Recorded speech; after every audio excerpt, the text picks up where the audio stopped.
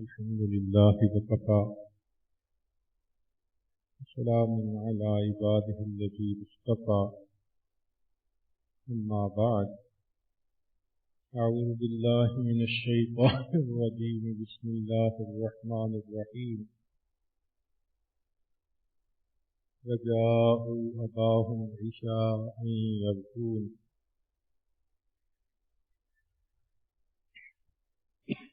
سبحان ربك رب العزة عما يصفون وسلام على المرسلين والحمد لله رب العالمين اللهم صل على سيدنا محمد وعلى آل سيدنا محمد وبارك وسلم اللهم صل على سيدنا محمد وعلى آل سيدنا محمد وبارك وسلم اللهم صل على سيدنا محمد وعلى آل سيدنا محمد وبارك وسلم. گزشتہ کل سورہ یوسف کی ابتدائی آیات کی تفصیل بتائی گئی. حضرت یوسف علیہ السلام نے خواب دیکھا تو سیدنا یعقوب علیہ السلام نے ان کو سمجھایا کہ خواب اپنے بھائیوں کے سامنے بیان نہ کرنا، کہیں وہ حسد میں مبتلا نہ ہو جائیں. اور یہ خواب ظاہر کرتا ہے کہ اللہ رب العزت تمہیں اپنے لیے خاص کرے گا، اور جیسے تمہارے والد دادا اور پردادا کو اللہ نے نبوت کا مقام عطا فرمایا، تمہیں بھی اللہ تعالیٰ اپنی نعمتوں سے نوازے گا. لڑکپن کی عمر میں باپ اگر بچے کو اپنی بات کوئی بتائے تو النقش کالحجر ہوتی ہے، پتھر پہ لکیر ہوتی ہے. گویا یوسف علیہ السلام کے ذہن میں یہ بات بیٹھ گئی کہ میرے اوپر اللہ رب العزت کا فضل ہونا ہے تو اللہ رب العزت کے ساتھ ایک فکری محبت ان کے دل میں اور زیادہ راسخ ہو گئی. لیکن بھائیوں نے ان کے ساتھ ہیلا کیا اور بالآخر ان کو جا کر کنویں میں ڈال دیا. اس کے بعد پھر ان آیات کا ترجمہ شروع ہوتا ہے. وَجَاءُوا أَبَاهُمْ عِشَاءً يَبْكُونَ، اور آئے اپنے باپ کے پاس اندھیرا پڑے روتے ہوئے. یا تو ان کو وہاں وقت ہی اتنا لگ گیا کہ آتے آتے رات ہو گئی، یا پھر وہ جانا ہی رات کے اندھیرے میں چاہتے تھے تاکہ ان کے چہروں کی حقیقت پر رات کی سیاہی پردہ ڈال دے. جس بندے کے من کے اندر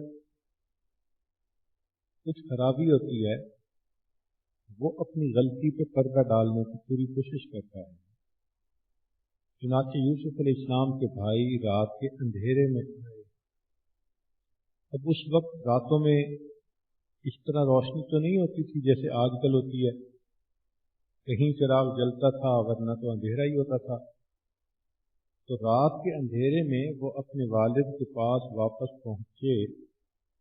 قالوا، کہنے لگے، یا ابانا، اے والد ہمارے، انا ذهبنا نستبق، ہم گئے دوڑ میں آگے نکلنے کے لیے.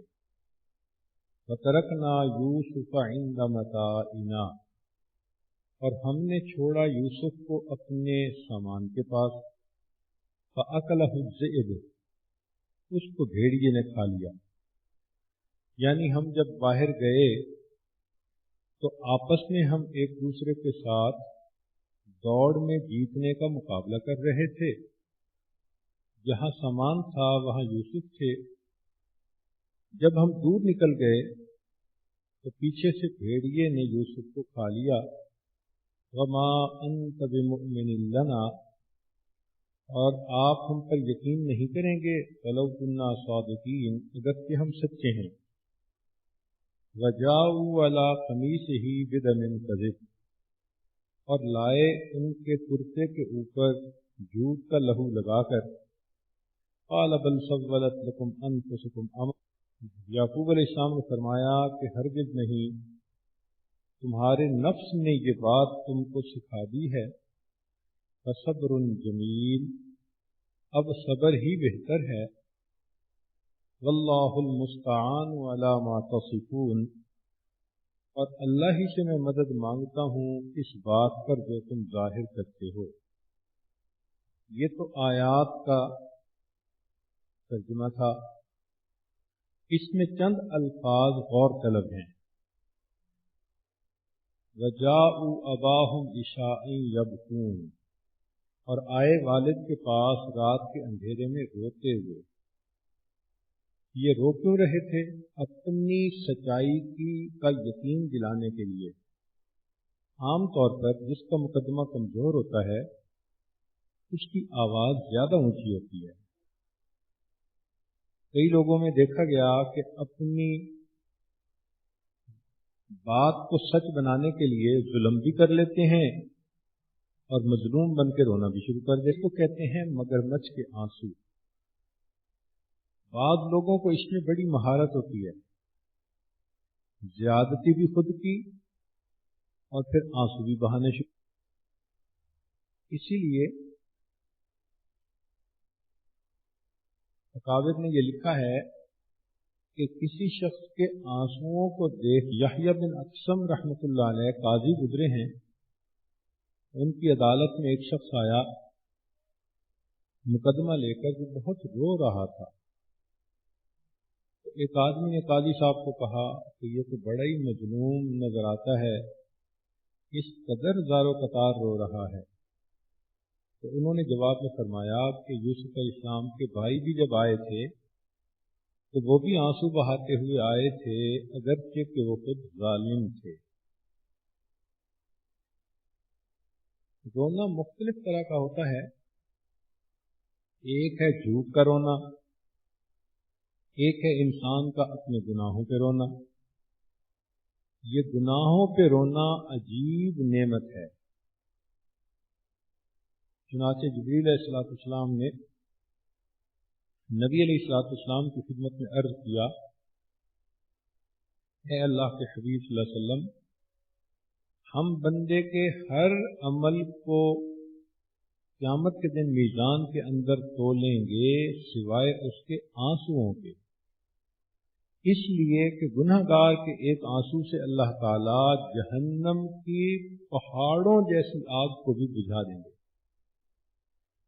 سمندر جیسی آگ کو بھی بجھا دیں گے. اللہ رب العزت نے گناہ گار کے آنسو میں ایسی تاثیر رکھی ہے کہ یہ جہنم کے آنسوؤں کو بجھا دیتا ہے. یہ اللہ رب العزت کے ہاں بڑی قیمتی ہے.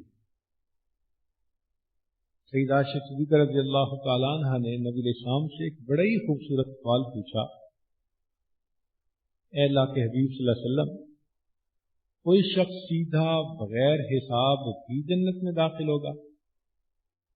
تو نبی علیہ السلام نے جواب میں فرمایا کہ اپنے گناہوں پہ رونے والا ندامت کے ساتھ ایسا شخص سیدھا بے حساب جنت میں داخل کر دیا جائے گا.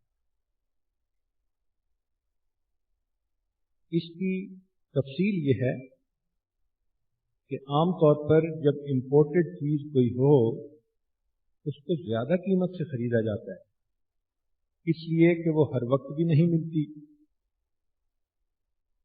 تو جب ملتی ہے تو لینے والے قدردان لوگ اس کو اچھی کوالٹی ہونے کی وجہ سے زیادہ قیمت پہ خرید لیتے ہیں. یہ جو گناہ گار کے ندامت کے آنسو ہیں یہ عرش سے اوپر کی دنیا میں نہیں ہے. فرشتے ندامت کے آنسو نہیں بہا سکتے، لہذا اس جہان کے لیے ندامت کے آنسو امپورٹڈ چیز کی مانند ہیں. تو جس فرشتے کو کوئی گنہگار روتا ہوا ملتا ہے وہ اس کے آنسوؤں کو لے کر اللہ کے حضور پیش کرتا ہے اور اللہ تعالیٰ اس پر امپورٹڈ چیز کا ریٹ لگا دیتے ہیں۔ موتی سمجھ کے شان کریمی نے چن لیے قطرے جو تھے میرے عرق انفعال کے۔ ایک ہوتا ہے خشیت الہی کی وجہ سے رونا، خوف خدا کی وجہ سے، ایک ہوتا ہے اللہ رب العزت کی محبت میں رونا۔ یہ سب آنسو اللہ کے ہاں بڑے ہی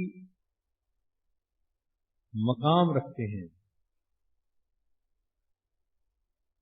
سوچئے، ماں کے سامنے اگر بیٹا روئے تو ماں بیٹے کے آنسوؤں کو نہیں دیکھ سکتی، فوراً اس کا دل موم ہو جاتا ہے۔ تو جس طرح بچے کے آنسوؤں پر ماں کا دل موم ہو جاتا ہے اور وہ نرم ہو جاتی ہے، جب گنہگار کی آنکھوں سے ندامت کے آنسو نکلتے ہیں اللہ کی رحمت جوش میں آ جاتی ہے۔ اللہ تعالیٰ پھر ایسے بندے کے گناہوں کو معاف فرما دیتے ہیں۔ آگے فرمایا کہ وہ کہنے لگے قالوا یا ابانا انا ذهبنا نستبق، ہم گئے ایک دوسرے سے سبقت لینے کے لیے۔ نستبق کا لفظ کا مطلب یہ ہے کہ ایک دوسرے سے مقابلہ کر رہے تھے کہ بھئی کون جیتتا ہے، اس کو مسابقہ کہتے ہیں۔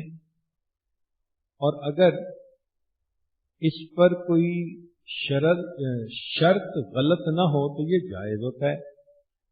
مثلا اچھا بھئی ہم دوڑتے ہیں، کون پہلے پہنچتا ہے، ہم تیرتے ہیں، کون دوسرے کنارے پہ پہلے پہنچتا ہے، ہم گھڑ دوڑ کا مقابلہ کرتے ہیں کہ کس کا گھوڑا تیز دوڑتا ہے۔ یہ مقابلہ کرنا یہ جائز ہے، حدیث پاک سے بھی اس کا ثبوت ملتا ہے۔ نبی علیہ الصلوۃ والسلام بعض اوقات صحابہ کی دو جماعتیں اور ان کے درمیان تیر اندازی کا مقابلہ ہوتا تھا۔ چنانچہ روایت میں آتا ہے کہ ایک مرتبہ نبی السلام نے فرمایا کہ ایک جماعت یہ ہے اور ایک دوسری جماعت جو تھی اس کے بارے میں فرمایا کہ میں ان کی طرف سے تیر اندازی کروں گا۔ تو پہلی جماعت والے کہنے لگے اے اللہ کے نبی صلی اللہ علیہ وسلم، اگر آپ ان کے طرف سے تیر پھینکیں گے تو ہم تو مقابلہ کر ہی نہیں پاتے، ہمارا تو جواب ہے۔ تو نبی علیہ السلام نے فرمایا اچھا، ایک دفعہ میں ان کی طرف سے تیر پھینکوں گا اور دوسری طرف میں تمہاری طرف سے تیر پھینکوں گا۔ تو پھر صحابہ نے آپس میں مقابلہ شروع کر دیا۔ اسی لیے مدینہ طیبہ جاتے ہوئے میقات ہے جو مسجد، اس سے پہلے ایک بڑا میدان آتا ہے، اس کا نام ہے سباق الخیل، کہ وہاں پر گھوڑے دوڑاتے تھے اور جہاد کی تیاری کرتے تھے۔ اور اگر کوئی شرط غلط ہو تو پھر یہ مسابقہ ناجائز ہو جاتا ہے۔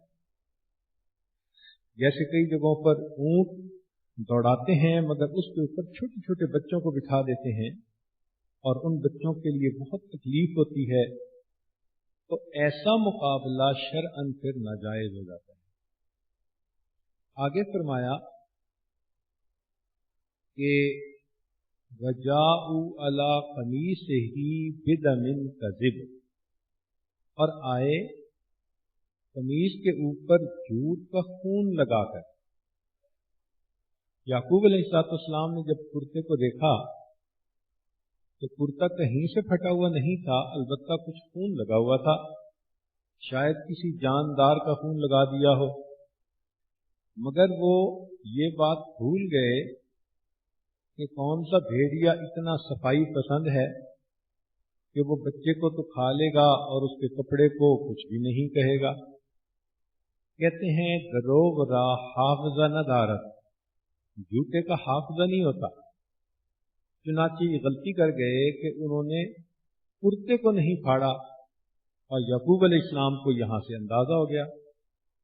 تو اس بات سے پتہ چلا کہ انسان قرائن سے اگر معلوم کر لے کہ یہ بات سچی ہے تو وہ اس کے اوپر یقین کر سکتا ہے۔ فرمایا بل سولت لکم انفسکم امرا، یہ تمہارے نفوس نے تمہیں بات سکھا دی ہے، یعنی یہ تمہارے نفس کی مکاری ہے۔ تو واقعی انباء المشکوک کا ماخذ انسان کا نفس ہی ہے۔ یہ نفس ہی ہے جو انسان کو مکاریاں سکھاتا ہے اور جھوٹ کو سچ اور فریب کو حقیقت بنانے کی کوشش کرنا سکھاتا ہے۔ یعقوب علیہ السلام نے فرمایا فصبر جمیل، میں اس پر صبر کرتا ہوں۔ صبر میں اور صبر جمیل میں یہ ہے کہ عام صبر میں تو انسان رونا دھونا کرتا ہے، گو برداشت بھی کر جاتا ہے، لیکن صبر جمیل میں جزا فضا نہیں ہوتی، بلکہ انسان اللہ کے کیے کے اوپر راضی ہو جاتا ہے۔ تو یعقوب علیہ السلام نے بھی صبر کر لیا۔ اس موقع پر اگر وہ اپنے بچوں کو ڈانٹ ڈپٹ کرتے تو اس کے دو نتیجے نکلنے تھے۔ ایک نتیجہ تو یہ نکلنا تھا کہ بچے مخالف ہو جاتے اور کھلم کھلا دشمنی کرنے لگ جاتے، اور ہو سکتا ہے کہ اپنے والد کو بھی کوئی نقصان پہنچا دیتے۔ اور دوسری بات یہ تھی کہ اگر وہ ایسا کرتے تو پھر اپنے بیٹوں کی ہی رسوائی ہوتی۔ چنانچہ یعقوب علیہ السلام نے پردہ بھی رکھ لیا، برداشت بھی کر لیا۔ اس کو صبر جمیل کہتے ہیں، اور اسی صبر پر اللہ میٹھا پھل دیتے ہیں۔ وَبَشِّرِ الصَّابِرِينَ۔ آگے فرمایا وَاللَّهُ الْمُسْتَعَانُ عَلَى مَا تَصِفُونَ، اللہ ہی سے مدد مانگتا ہوں اس بات پر کہ جو تم ظاہر کرتے ہو۔ مومن کی یہی شان ہوتی ہے کہ ہر طرح کے حالات میں اپنی نگاہ اللہ رب العزت کی ذات پر رکھے۔ یہ انابت اللہ کی بہترین مثال ہے کہ یعقوب علیہ السلام نے ان حالات میں بھی دکھ کے باوجود، تکلیف کے باوجود یہی کہا اللہ ہی میری مدد کرے گا، اور یہی تعلیم نبی علیہ السلام نے دی۔ فرمایا کہ اے اذا استعنت فاستعن باللہ، اگر تم نے مدد مانگنی ہو تو اللہ سے مدد مانگو۔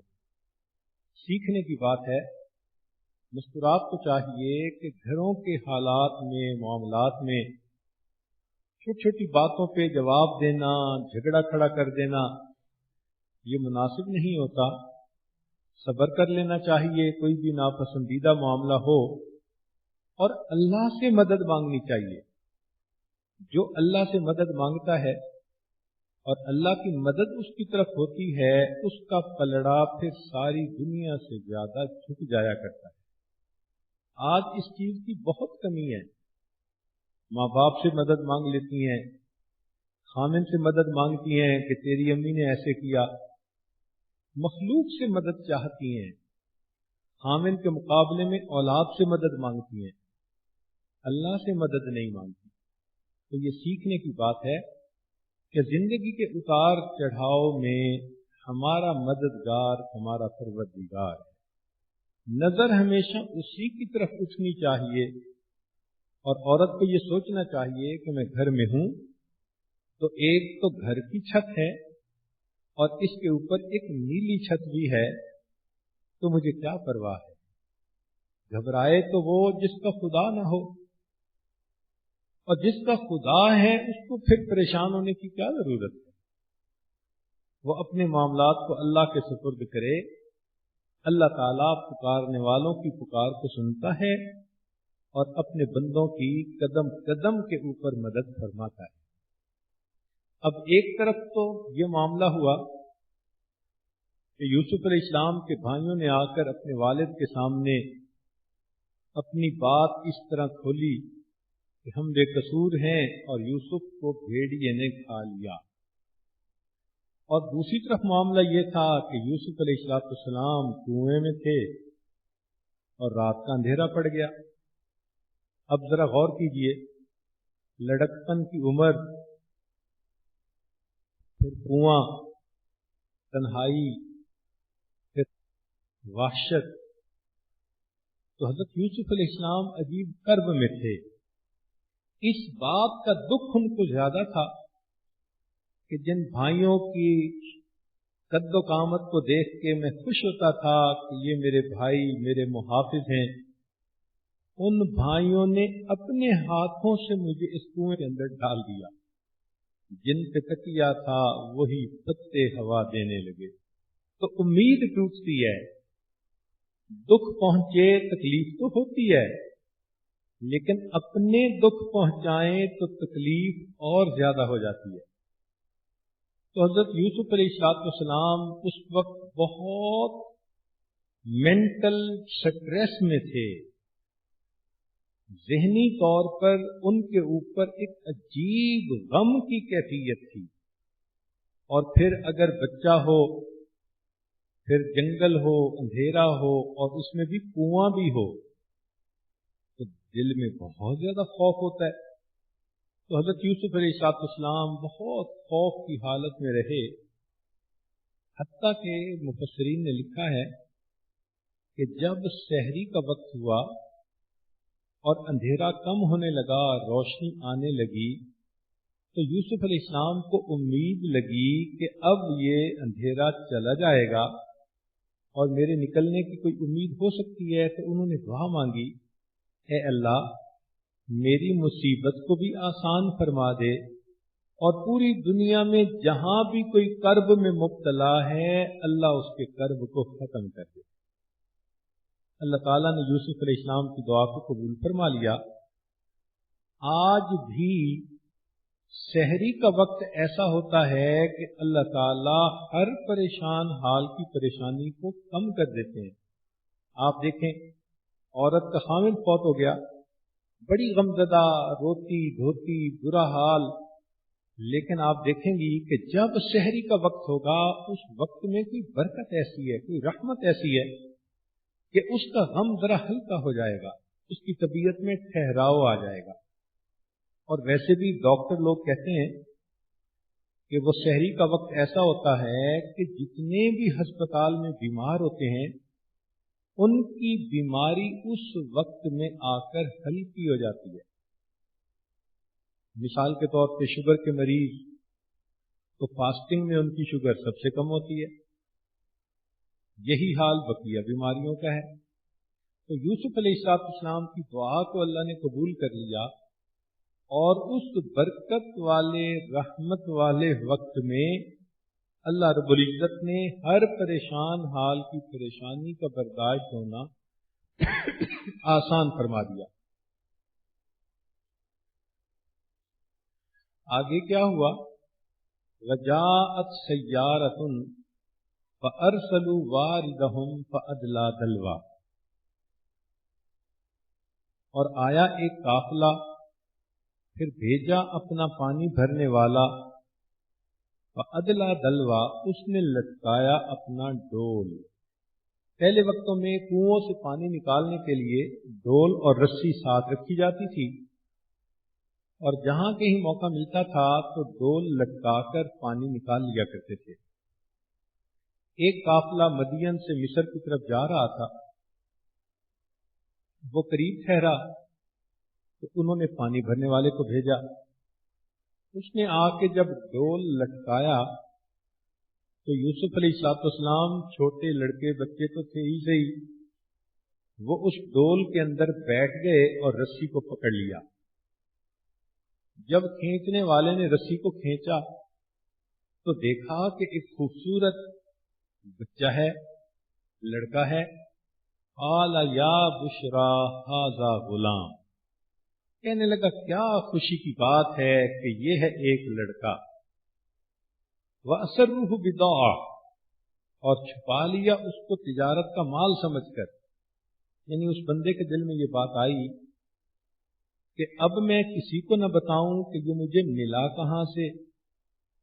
तिजारती काफिला है, जब हम मिस्र जाएंगे तो इस बच्चे को गुलाम बनाकर बेचेंगे तो हमें अच्छी कीमत मिल जाएगी। वल्लाहु अलीमुम बिमा यामलून, अल्लाह खूब जानता है जो कुछ वो करते हैं। यहां पर मुफस्सिरीन ने लिखा कि उनके भाई यूसुफ अलैहिस्सलाम के, वो भी पता रखते थे कि यूसुफ के साथ हो क्या रहा है। جب انہیں پتہ چلا کہ ایک قافلے والے لے کر چلے گئے تو وہ پیچھے سے آئے اور کہنے لگے کہ ہمارا ایک غلام ہے جو بھاگا ہوا ہے، مگر ہم اس کو بیچنا چاہتے ہیں۔ تو انہوں نے بہت معمولی قیمت پر یوسف علیہ السلام کا سودا کر دیا۔ جان تو پہلے ہی چھڑانا چاہتے تھے۔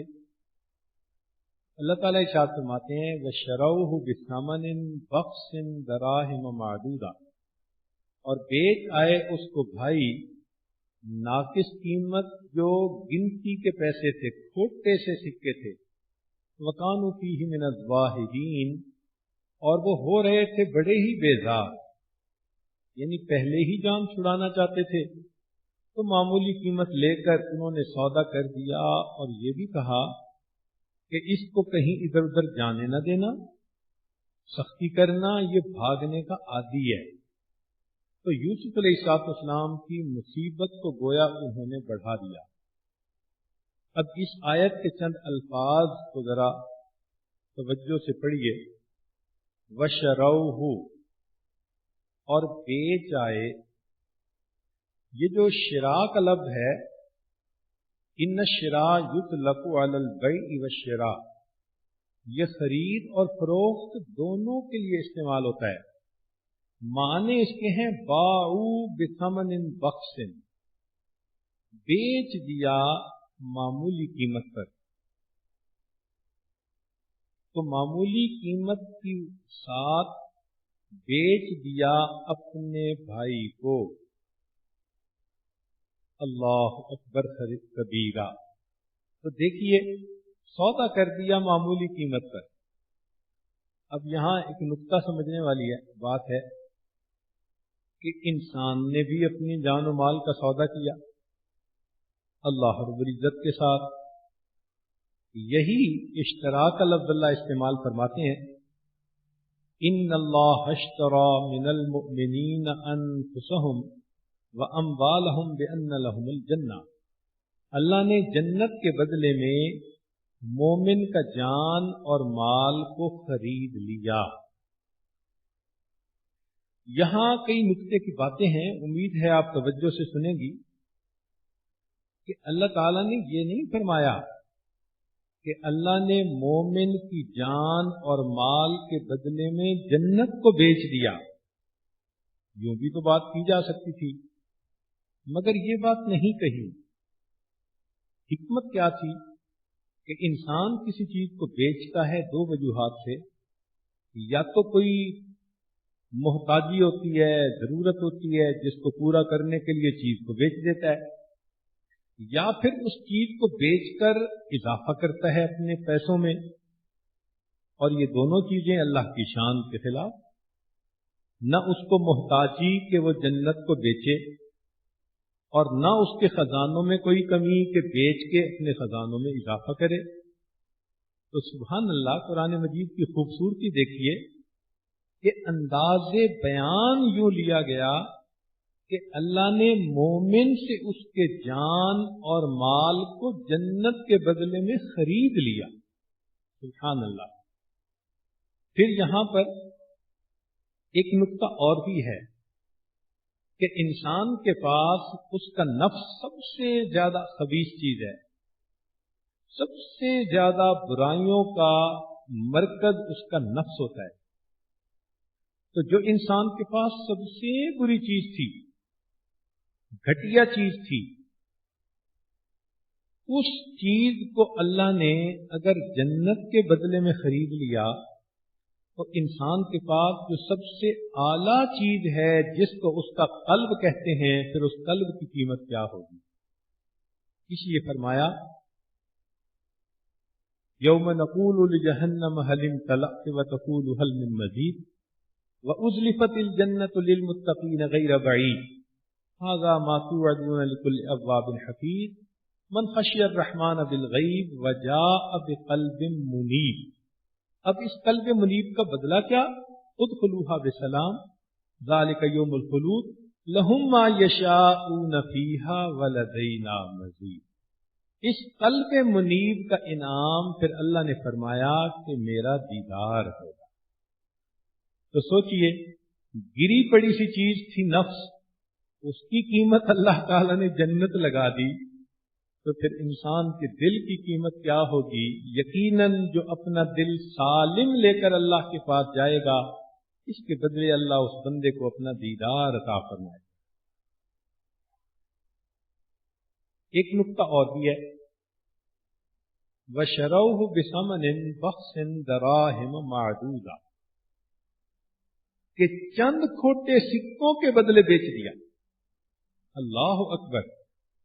تو یہاں سے پتہ چلا کہ یوسف علیہ السلام اتنے حسین تھے کہ پوری دنیا کا آدھا حسن ان کو عطا ہوا، اور ان کی قیمت کیا لگی؟ چند کھوٹے سکے۔ اللہ تعالیٰ یہ پیغام دینا چاہتے ہیں کہ میرے بندو، تم حسن ظاہر کے پیچھے جو زندگیاں برباد کرتے پھرتے ہو، یہ چند کھوٹے سکوں کی متاع کے سوا کچھ اور نہیں۔ تو اللہ تعالیٰ کی نظر میں حسن ظاہر کی کوئی قیمت نہیں، یہ چند کھوٹے سکوں کی متاع ہے جس پر انسان فریفتہ ہوتا ہے اور اپنی زندگی کو برباد کر دیتا ہے۔ اور انسان کو دیکھو کہ حسن ظاہر پہ اس کو ناز کتنا ہوتا ہے۔ چنانچہ جنید بغدادی رحمۃ اللہ کے پاس عورت آئی، کہنے لگی کہ جی میرا خامن دوسری شادی کرنا چاہتا ہے، آپ فتویٰ دیں کہ وہ دوسری شادی نہیں کر سکتا۔ انہوں نے فرمایا کہ دیکھو، اللہ تعالیٰ نے جب حکم دیا، اجازت دی، اور حالات ایسے ہیں اور خامن کرنا چاہتا ہے، تو میں شرعی کام کیسے رکاوٹ کر سکتا ہوں؟ وہ اصرار کرنے لگی کہ نہیں، فتویٰ دیں۔ جب انہوں نے انکار کیا تو اس نے ایک ٹھنڈی سانس لی اور کہنے لگی، اگر شریعت اجازت دیتی اور میں آپ کے سامنے اپنا چہرہ کھول سکتی اور آپ میرے حسن و جمال کو دیکھتے، تو آپ کہنے پہ مجبور ہو جاتے کہ جس کی بیوی اس قدر خوبصورت ہو اس کو دوسری شادی کی اجازت نہیں۔ وہ عورت تو یہ کہہ کر چلی گئی۔ جنید بغدادی رحمۃ اللہ فرماتے تھے کہ وہ مجھے توحید سکھا گئی کہ عورت کو اپنے حسن پہ اتنا ناز ہے، وہ کہتی ہے کہ میں جس کی بیوی ہوں اس کو غیر کی طرف آنکھ اٹھا کے دیکھنے کی اجازت ہی نہیں۔ تو اللہ رب العزت جو تمام کمالات کے مالک ہیں، وہ کہاں برداشت کریں گے کہ میں جس کا پروردگار ہوں وہ مجھ سے ہٹ کر کسی اور کی طرف آنکھ کیوں اٹھائے؟ اس لیے اللہ نے شرک کو حرام فرما دیا۔ تو اس ظاہری حسن پر کئی دفعہ انسان مر مٹتا ہے اور اپنے رب کو ناراض کر بیٹھتا ہے۔ اب اس آیت میں ایک لفظ ہے، قال یا بشرا ھذا غلام۔ وہ کہنے لگا خوشی کی بات ہے کہ یہ ہے غلام، یہ ہے لڑکا۔ عام طور پر غلام کو لوگ خریدتے ہیں تو اپنے نام پر اس کا نام رکھتے ہیں، جیسے نبی علیہ السلام کے دادا عبد المطلب، ان کو مطلب لے کر آئے تھے اور مکہ والوں نے دیکھا کہ مطلب ایک لڑکے کو لائے، غلام ہوگا، انہوں نے اس کا نام عبد المطلب رکھ دیا۔ تو غلام کا نام مالک کے نام پر رکھا جاتا ہے۔ اب اللہ تعالیٰ نے بھی اپنے بندوں کو خریدا تو بندوں کا نام بھی اللہ کے نام پہ ہونا چاہیے تھا، چنانچہ اللہ نے اپنے بندے کا نام رکھا مومن۔ یہ بندے کا بھی نام ہے اور یہ اللہ کے ناموں میں سے بھی ایک نام ہے۔ سبحان اللہ! اللہ تعالیٰ نے نسبت بھی نام والی دے دی کہ میں نے ہی تمہیں خریدا، اب تم میرے ہو، میں بھی مومن ہوں اور تمہارا نام بھی میں اپنے نام پہ رکھتا ہوں۔ اب عزیز مصر نے جب اس غلام کو خریدا تو اس نے اس کا بڑا اکرام کیا۔ دیکھیے اللہ تعالیٰ نے بھی بندے کو خریدا اور اس کا اکرام کیا، فرمایا وَلَقَدْ كَرَّمْنَا بَنِي آدم۔ ایک نقطہ یہ بھی ہے، جو غلام خریدتا ہے وہ غلام کو بھاگنے نہیں دیتا۔ اللہ تعالیٰ نے بندے کو خریدا، اللہ تعالیٰ بھی بندے کو اپنے سے دور جانے نہیں دیتے، اگر وہ گناہوں میں ملوث ہوتا ہے تو فرماتے ہیں فَأَيْنَ تَذْهَبُونَ، میرے بندے کہاں جاتے ہو؟ فرماتے ہیں یا ایھا الانسان ما غرک بربک الکریم، اے انسان تجھے تیرے کریم پروردگار سے کس چیز نے دھوکے میں ڈال دیا، تو اپنے مالک سے کیوں دور ہو رہا ہے؟ تو اللہ تعالیٰ بھی اپنے غلام کو اپنے سے دور نہیں جانے دینا چاہتے، مگر اللہ کی غلامی اور بندوں کی غلامی میں فرق ہے۔ مثال کے طور پر لوگ غلام خریدتے ہیں، اس کو کہتے ہیں تم ہماری حفاظت کرو، تو غلام حفاظت کرتا ہے مالک کی۔ یہاں معاملہ اور، اللہ نے اپنے بندے کو خریدا اور بندے کی حفاظت کی ذمہ داری خود لے لی، اے میرے بندے میں تیری حفاظت کروں گا۔ پھر مخلوق کی غلامی میں یہ بات بھی ہوتی ہے کہ مالک غلام سے کام لیتا ہے، اس کی اجرت نہیں دیتا کہ تم میرے غلام ہو، تمہیں تنخواہ اور پیسہ دینے کی کیا ضرورت ہے۔ مگر اللہ کا معاملہ اور، اللہ نے بندے کو خریدا اور پھر فرمایا کہ میرے بندے تم جو عمل بھی کرو گے ہم اس کا بدلہ دیں گے، جزاء بما کانوا یعملون۔ سبحان اللہ، وہ کتنا عظیم مالک ہے جو اپنے غلاموں کی محنت پر ان کو الٹا اجر بھی عطا فرماتا ہے۔ عام طور پر دیکھا غلام کوئی غلطی کر جائے تو اس کو ڈانٹ ٹپٹ کی جاتی ہے، اس کو برداشت نہیں کیا جاتا، لوگوں کو بتایا جاتا ہے کہ یہ دنیا کی غلامی کا نتیجہ ہے۔ مگر اللہ رب العزت کا معاملہ دیکھیے کہ اگر اس کا کوئی بندہ گناہ کر بیٹھے، خطا کر بیٹھے، اللہ تعالیٰ پردہ دری کرنے کی بجائے ستر پوشی فرماتے ہیں اور لوگوں کو بھی ستر پوشی کا حکم دیتے ہیں۔ فرمایا کہ جو اپنے بھائی کی غلطیوں کی پردہ پوشی کرے گا اللہ قیامت کے دن اس کے گناہوں کی پردہ پوشی فرمائیں گے۔ سبحان اللہ، تو یہ ہماری خوش نصیبی ہے، ہم اللہ کے بندے ہیں، اللہ کے غلام ہیں۔ مگر ایک بات ذہن میں آ رہی ہے، ان الملوک اذا شابت عبیدہم، کہ بادشاہوں کے غلام جب غلامی کرتے کرتے بوڑھے ہو جاتے ہیں، فی رقہم احراری، تو وہ اپنے غلاموں کو پھر آزاد کر دیتے ہیں، غلام نہیں رہنے دیتے کہ خدمت کرتے کرتے یہ بوڑھا ہو گیا، اب اس کو آزاد کر دیا جائے۔ ہم آج کی اس مجلس میں اپنے مالک سے یہی دعا کرتے ہیں کہ اے کریم آقا، کلمہ پڑھتے پڑھتے تو ہم بھی بال سفید کر بیٹھے، اب اس بڑھاپے کی عمر میں اللہ آپ بھی ہمیں جہنم کی آگ سے آزاد فرما دیجیے۔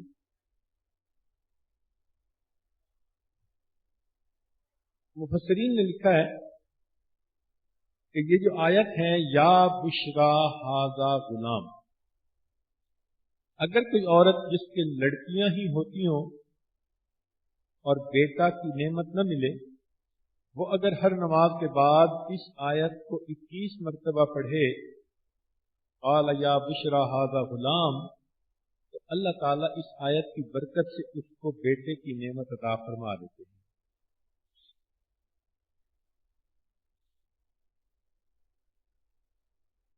آگے سنیے، وقال الذی اشتراہ من مصر لامرأته اکرمی مثواہ عسى ان ينفعنا او نتخذه ولدا، اور کہا جس شخص نے خریدا یوسف علیہ السلام کو اپنی بیوی سے کہ اس کو عزت سے رکھو، شاید یہ ہمارے کام آئے یا ہم اس کو اپنا بیٹا بنا لیں۔ وَكَذَلِكَ مَكَّنَّا لِيُوسُفَ، اور اس طرح جگہ دی ہم نے یوسف کو فی الارض زمین میں، وَلِنُعَلِّمَهُ مِن تَأْوِيلِ الْأَحَادِيثِ، اور اس واسطے کہ اس کو سکھائیں ہم باتوں کی تعویل، واللہ غالب علی امرہ، اللہ طاقتور ہے، اپنے کام میں غالب ہے، ولیکن اکثر الناس لا یعلمون، لیکن اکثر لوگ اس بات کو نہیں جانتے۔ اب یہاں پر اللہ رب العزت کی رحمت دیکھیے کہ یوسف علیہ السلام کو اللہ نے محل میں پہنچا دیا۔ چاہتے تو فقیری کی زندگی بھی دے سکتے تھے، مگر بسا اوقات اللہ نے اپنے محبوب بندوں کو فقر میں پالا اور بعض اوقات محلات میں پالا۔ حضرت موسیٰ علیہ السلام کو بھی اللہ نے محل میں پال کے دکھایا، اور حضرت یوسف علیہ السلام کو بھی اللہ نے محل میں پہنچا دیا۔ تو وہ عزیز مصر اتنا اچھا آدمی تھا، اس نے اپنی بیوی سے کہا اکرمی مثواہ، کہ اس کو عزت سے رکھو، محبت سے رکھو، یہ ہمیں نفع پہنچائے گا، ہم اس کو اپنا بیٹا بنائیں گے۔ اب ذرا یوسف علیہ السلام کا حال دیکھیے کہ اپنے وطن سے بے وطن ہو گئے، پردیس میں آ گئے، کوئی واقف نہیں، کوئی اپنا نہیں، باپ کی شفقت یاد آتی ہوگی۔ تو عزیز مصر نے جو ان کو محبت دی، تو غم کی حالت میں جو محبت دیتا ہے اس کا دل میں احسان ہوتا ہے۔ چنانچہ حضرت یوسف علیہ السلام کے دل میں عزیز مصر کا بڑا احسان پیدا ہو گیا۔ یہ ایک فطری کیفیت ہے۔ کہتے ہیں کہ انسان احسان کا بندہ ہوتا ہے۔ تو یوسف علیہ السلام بے سہارا تھے، نہ گھر تھا، نہ در تھا، نہ کوئی اپنا برادری کا بندہ تھا، نہ دوست واقف تھا، سب پردیس میں اجنبی تھے۔ اس حالت میں اگر کسی نے ان کو اپنے گھر ٹھہرایا اور پھر بیوی کو کہا کہ تم اس کو اچھا رکھنا، تو گویا یوسف علیہ السلام کے دل کو تو اس نے جیت لیا۔ تو یوسف علیہ السلام کے دل میں اس کا ایک احترام، اکرام اور احسان کا پیدا ہونا یہ فطری چیز ہے۔ چنانچہ یوسف علیہ السلام اس کے گھر میں زندگی گزارنے لگے۔ جس انسان کے اندر انسانیت ہوتی ہے وہ دوسرے کے احسانات کا شکر گزار ہوتا ہے۔ چنانچہ ہمارے اکابر اللہ رب العزت کا ہر حال میں شکر ادا کرتے تھے۔ ایک بزرگ فرماتے ہیں کہ میں ایک جنگل میں گیا، ایک عورت کو دیکھا، وہ معذور ہے مگر وہ اللہ کا بہت شکر ادا کر رہی ہے۔ تو مجھے اس کو دیکھ کر حیرت ہوئی۔ میں نے کہا تو عورت ذات ہے، پھر معذور ہے، چل پھر بھی نہیں سکتی، اور پھر اللہ کا اتنا شکر ادا کر رہی ہے۔ تو وہ عورت کہنے لگی کہ میں اللہ کا شکر کس طرح ادا کروں کہ اس پروردگار نے میرے دل کو اپنی محبت سے بھر دیا۔ تو دیکھیے جنگل میں بے سہارا معذور عورت بھی اس پر اللہ کا شکر ادا کرتی ہے، اللہ آپ نے میرے دل میں اپنی محبت عطا فرما دی۔ تو جن کی بنیاد مضبوط ہوتی ہے، انسانیت جن کے اندر ہوتی ہے، وہ احسان کا لحاظ رکھتے ہیں، اور شریعت نے بھی حکم دیا کہ هل جزاء الاحسان الا الاحسان۔ تو عزیز مصر نے بیوی سے کہا کہ اس کو اچھا رکھنا، یہ ہمیں نفع پہنچائے گا، او نتخذہ ولدا، یا ہم اس کو اپنا بیٹا بنائیں گے۔ اب ذرا دو مثالیں سامنے رکھیے اور نقطے کی بات سوچئے کہ فرعون نے بھی موسیٰ علیہ السلام کو گھر میں رکھا،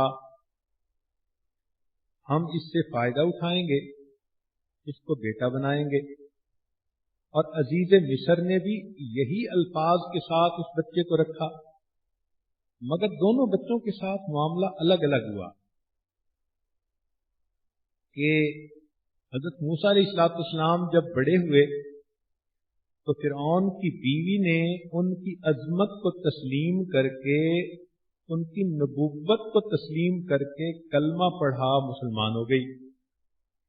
جبکہ یوسف علیہ السلام یہاں تھے تو بجائے اس کے کہ اس کی بیوی نیکی کی راہ پر آتی، اس کی بیوی گناہ کے راستے پر چل پڑی۔ आखिर ये फर्क क्यों है?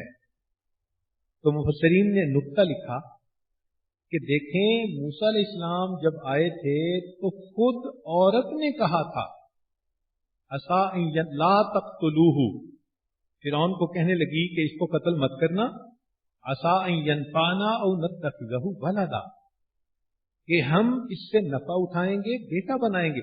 तो ये औरत के अपने दिल की नीयत थी कि इसको बेटा बनाना है, चुनाचे उसकी नजर में शक्कत थी, मोहब्बत थी, इखलास था, क्योंकि वो मां बनना चाह रही थी। और यहां पर जब यूसुफ अलैहिस्सलाम को लाए तो जुलेखा ने ये लफ्ज नहीं कहे, ये अजीज मिस्र कह रहा था हम इसे नफा उठाएंगे और बेटा बनाएंगे, मगर औरत की नीयत तो नहीं थी बेटा बनाने की। तो नजर का फर्क था, इसलिए इसकी नजर किसी और अंदाज से पड़ी और उस औरत की नजर किसी और अंदाज से पड़ी। ये नजर का ही फर्क हुआ करता है।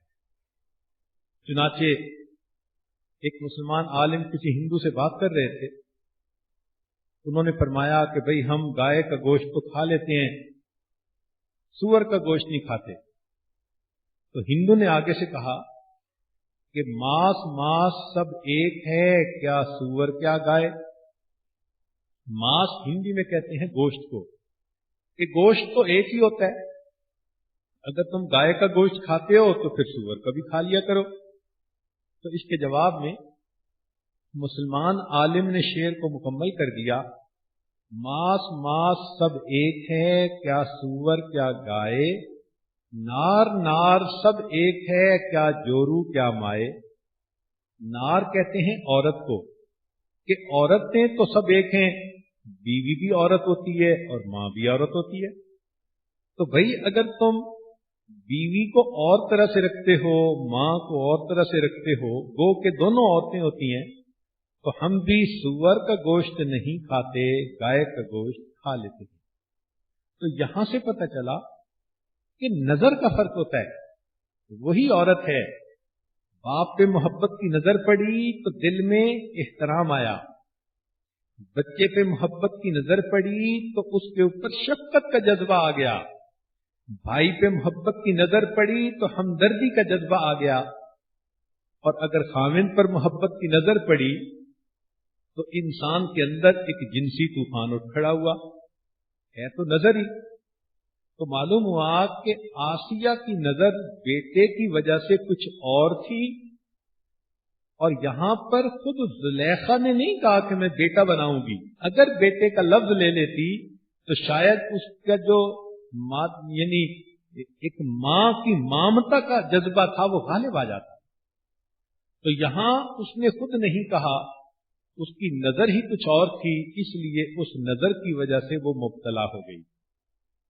फिर यहां पर अल्लाह ताला फरमाते हैं कि मक्कन्ना लियूसुफ फिल अर्ज़, हमने जगह दी यूसुफ को मुल्क में, फिल बैत नहीं कहा कि घर में जगह दी, मुल्क में जगह दी, क्योंकि अल्लाह रब्बुल इज्जत तो चाहते थे बनी इसराइल को किनान से मिस्र में मुंतकिल करना, और ये इसकी शुरुआत थी।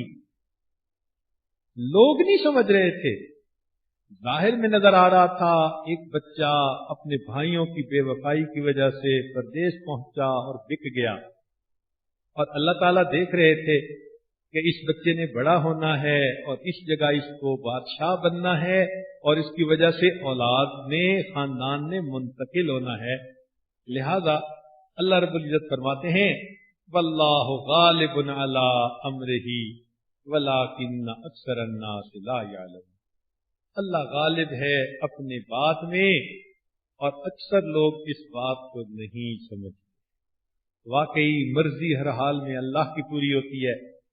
देखिए हजरत आदम अलैहिस्सलाम जन्नत में रहना चाहते हैं, अल्लाह ताला चाहते हैं जमीन में भेजूं, मर्जी अल्लाह की पूरी हुई।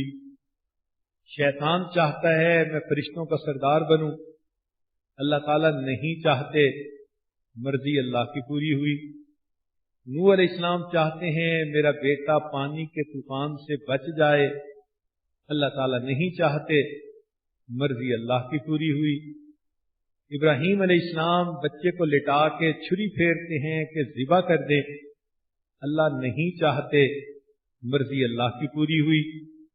نبی علیہ السلام ارادہ فرماتے ہیں کہ میں شہد نہیں کھاؤں گا، اللہ تعالیٰ نہیں چاہتے، نبی علیہ السلام نے پھر کھانا شروع کیا تو مرضی اللہ کی پوری ہوئی۔ تو یہ بات ہمیں دلوں میں بٹھا لینی چاہیے کہ مرضی ہر حال میں اللہ ہی کی پوری ہوتی ہے۔ چنانچہ یوسف علیہ السلام کے واقعے میں دیکھیے، یعقوب علیہ السلام چاہتے تھے کہ بھائیوں کو پتہ نہ چلے، مگر ان کو پتہ چل گیا۔ بھائی چاہتے تھے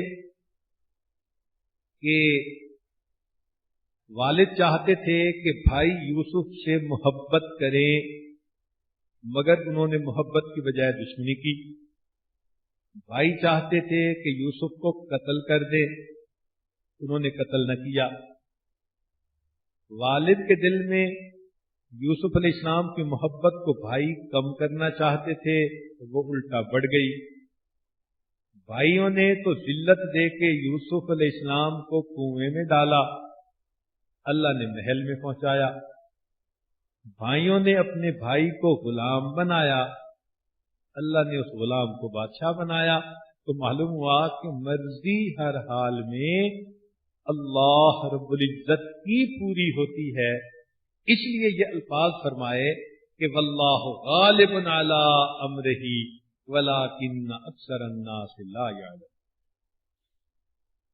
آگے فرمایا ولما بلغ اشدہ آتیناہ حکما وعلما وکذالک نجزی المحسنین۔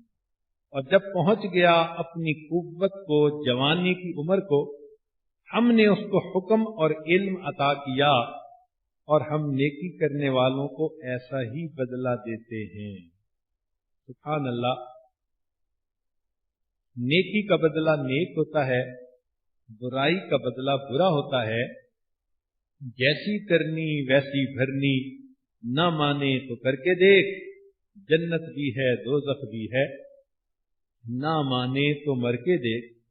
یہاں پر ایک علمی نکتہ مفسرین نے لکھا ہے کہ اللہ تعالیٰ نے فرمایا کہ ہم نے عطا کیا حکما و علما، حکم کو پہلے منشن کیا، علم کو بعد میں۔ تو بندے کے پاس عقل پہلے ہونی چاہیے، تب اس کو بعد میں علم ملتا ہے۔ عقل مقدم ہے، یہ ہوگی تو علم ملے گا۔ جو عقل سے فارغ ہوگا وہ علم سے بھی محروم ہوگا۔ اللہ رب العزت جس کو یہ دونوں نعمتیں دیں، عقل بھی دیں، سمجھ بھی دیں اور علم بھی دیں، تو اس کے اوپر اللہ کی نعمت کامل ہو جاتی ہے۔ ہم بھی دعا کرتے ہیں کہ اللہ، ہم آپ کے کمزور بندے ہیں، ہمیں سمجھ بھی دے دیجئے اور علم بھی عطا فرما دیجئے، اور ہمیں بھی اپنے بندوں میں، خاص بندوں میں شامل فرما لیجئے۔ وآخر دعوانا ان الحمد للہ رب العالمین۔ مراقبہ کر لیجئے چند منٹ کے لیے۔ یا تیرا تذکرہ کرے ہر شخص، ورنہ پھر ہم سے گفتگو نہ کرے۔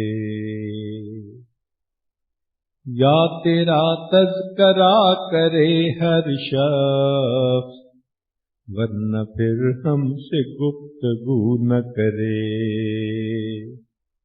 دیکھ لے جلوہ تیرا جو ایک بار، غیر کی پھر وہ آرزو نہ کرے۔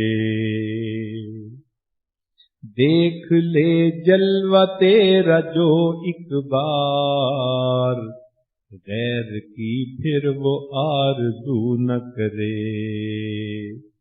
تیری چوکھٹ کا مانگنے والا، شکوے دنیا کے روبرو نہ کرے۔ عشق نبوی ہو جس کا سرمایہ، اتباع کیوں بہو نہ کرے۔ یا تیرا تذکرہ کرے ہر شخص، ورنہ پھر ہم سے گفتگو نہ کرے۔ رات دن نعمتیں جو پائے فقیر، تذکرے کیوں وہ چار سو نہ کرے۔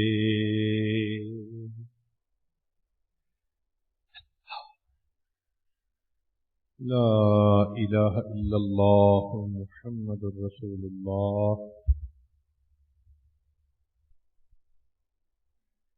بسم اللہ الرحمن الرحیم۔ سبحان الملک الاعلی الوہاب، اللہم صلی علی سیدنا محمد وعلی آل سیدنا محمد وبارک وسلم۔ لا احصی ثناء علیک انت کما اثنیت علی نفسک رب اغفر وارحم وانت خیر الراحمین۔ پیارے اللہ، ہم ظاہر میں آپ کے بندے اور بندیاں ہیں، حقیقت میں نہایت گندے ہیں۔ اللہ ہمارے دلوں کی گندگی کو دور فرما، ہمیں اپنی بندگی کا سلیقہ عطا فرما، شرمندگی والے کاموں سے ہماری حفاظت فرما، برے دن سے، بری بات سے، بری رات سے، برے انجام سے ہماری حفاظت فرما، سوء خاتمہ سے ہماری حفاظت فرما۔ پیارے اللہ، جس طرح سے آپ نے حضرت یوسف علیہ السلام کی کنویں میں حفاظت فرما لی تھی، رب کریم دنیا کے تاریخ کنویں کے اندر اللہ ہماری بھی حفاظت فرما لیجیے۔ پیارے اللہ، جہت ستہ سے ہماری حفاظت فرما، عزتوں عصمتوں کی حفاظت فرما، اللہ ایمان کی حفاظت فرما، یا اللہ اعمال کی حفاظت فرما، رب کریم ہمارے اخلاق کی حفاظت فرما۔ پیارے اللہ، رحمتوں کا معاملہ فرما، برکتوں کا معاملہ فرما۔ جس طرح سے آپ نے سیدنا یوسف علیہ السلام کو کنویں کے اندر اپنا کامل رجوع عطا فرمایا تھا، پیارے اللہ ہمیں بھی ہر دم اپنا کامل رجوع نصیب فرما۔ یا اللہ ہمیں بھی اپنا رجوع نصیب فرما، ہر دم ہر لمحہ آپ کی ذات کی طرف متوجہ رہنے کی توفیق عطا فرما۔ ایک لمحہ بھی اپنی ذات سے ہمیں غافل نہ فرما، ایک لمحہ بھی ہمیں اپنی ذات سے غافل نہ فرما۔ جس طرح سے ننھا بچہ ہر وقت اپنی ماں کی گود متلاشی ہوتا ہے، ماں کے بغیر تڑپتا رہتا ہے، پیارے اللہ اسی طرح سے ہمیں اپنی سچی تڑپ نصیب فرما، اپنی سچی طلب نصیب فرما۔ پیارے اللہ، جس کی آپ حفاظت فرماتے ہیں پھر اس کو کون ضرر پہنچا سکتا ہے؟ رب کریم اپنی حفاظت میں لے لیجئے، اپنی پناہ میں لے لیجئے۔ پیارے اللہ، مکہ مکرمہ میں جس وقت ایمان پھیل رہا تھا اور چاروں طرف سے کفار و مشرکین اہل ایمان کو ایذا رسانی کر رہے تھے، کئی مرتبہ تکلیف پہنچاتے ہوئے کوئی کافر دیکھ لیتا تھا تو ترس کھا لیتا تھا اور اس کو اپنی پناہ میں لے لیتا تھا اور بیت اللہ میں آ کر اعلان کرتا تھا، خبردار یہ میری پناہ میں آ گیا، اس کو اگر کسی نے ہاتھ لگایا میرے خاندان کے ساتھ جنگ مول لے گا۔ پھر کسی کی ہمت نہیں ہوتی تھی اس ایمان والے کو ستا سکے۔ ارے اللہ، کافر اگر کسی کو اپنی پناہ میں لے لیتا تھا، کسی کی ہمت نہیں کہ اس کو ستا سکے۔ رب کریم، ہم آپ کے گھر میں بیٹھے ہوئے ہیں، آپ ہم سب اپنی پناہ میں لے لیجئے تاکہ نفس و شیطان ہمیں ستا نہ سکے۔ ارے اللہ، اپنی پناہ میں لے لیجئے، رحمت فرما دیجئے، رحمت فرما دیجئے، رحمت فرما دیجئے۔ جہت ستہ سے ہماری حفاظت فرما دیجئے، جہت ستہ سے ہماری حفاظت فرما دیجئے۔ آپ کی ذات سے کامل ہونے کا یقین عطا فرما دیجئے۔ یا اللہ، اسباب سے نظر ہٹا لیجئے، مسبب الاسباب کا نظر جما لیجئے، رحمتوں کا معاملہ فرما دیجئے۔ پیارے اللہ، غفلتوں میں زندگی گزارتے پھر رہے ہیں، کیا پتا وہ کپڑا بازار میں بکنے آ چکا ہو جس کو ہمارا کفن بننا منظور ہے۔ کہ اللہ، کفن پہنائے جانے سے پہلے لباس تقویٰ پہننے کی توفیق عطا فرما، غسل دیے جانے سے پہلے غسل توبہ کی توفیق عطا فرما۔ پیارے اللہ، جمعۃ المبارک کا مبارک دن ہے، رب کریم اس دن کی برکتوں کے واسطے سے ہم آپ سے بھیک مانگتے ہیں۔ پیارے اللہ، ہمارا تصفیہ فرما دیجئے، عافیت سے ہمارا تزکیہ فرما دیجئے، ظاہر و باطن کو مصفہ مزکہ مجلہ فرما دیجئے۔ پیارے اللہ، ہمیں اپنی رحمتوں اور برکتوں کے سہارا نصیب فرما دیجئے۔ رب کریم، مدارس دینیہ، مکاتب قرآنیہ، مساجد اسلامیہ، یا اللہ حفاظت فرما دیجئے، اور وہ مراکز جہاں دعوت تبلیغ کا کام ہوتا ہے، رب کریم ان کی پوری پوری حفاظت فرما۔ اقامت دین کی جتنی کوششیں ہو رہی ہیں، رب کریم ان کی حفاظت فرما۔ پیارے اللہ، علماء صلحاء کی حفاظت فرما، دین کے داعیوں کی حفاظت فرما۔ رب کریم، جو مانگ عطا فرما، جو مانگنے سے رہے گا وہ بھی عطا فرما۔ وصلی اللہ تعالی علی خیر خلقہ محمد و آلہ و اصحابہ اجمعین برحمتک یا ارحم الراحمین۔